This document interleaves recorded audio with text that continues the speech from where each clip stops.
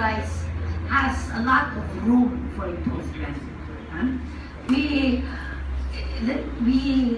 Under my watch this past 4 years, we did put a lot of focus on internal strengthening the institution internally. The first thing I said when I went to the Commission on Human Rights was, how do we internalize human rights in the Commission on Human Rights? In other words, the Commission on Human Rights is like any other agency of government, no?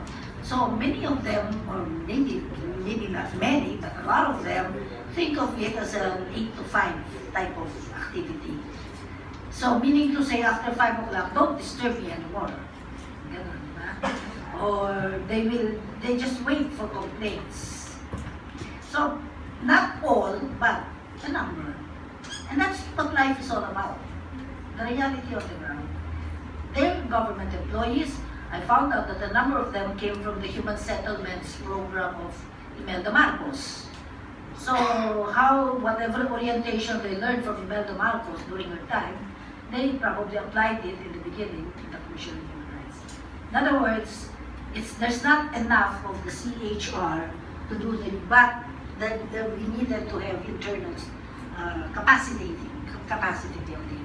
I'm very happy to note that there's so much more improvement now in the way the CHR behaves. It still needs a lot of improvement.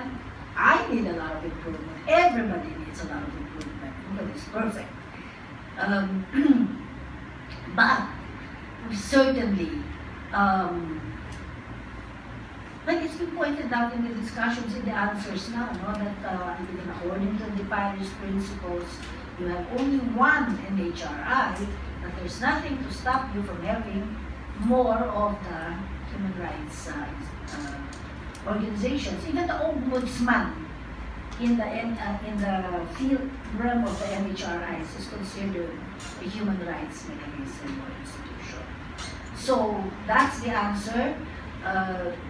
We cannot cover as effectively the autonomous region, and there's nothing to stop. I mean, my God, Chito has lengthily discussed the constitutionality of the autonomous mandate, etc., etc. So, in that regard, we need a regional human rights mechanism, especially in what is happening in Mindanao, specifically because Mindanao is in a sense special.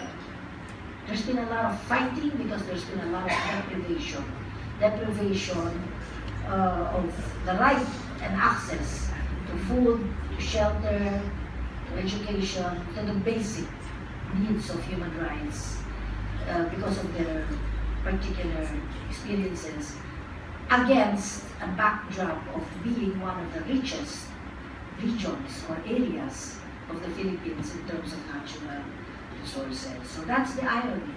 That's the irony of this one. I hope I've answered the question.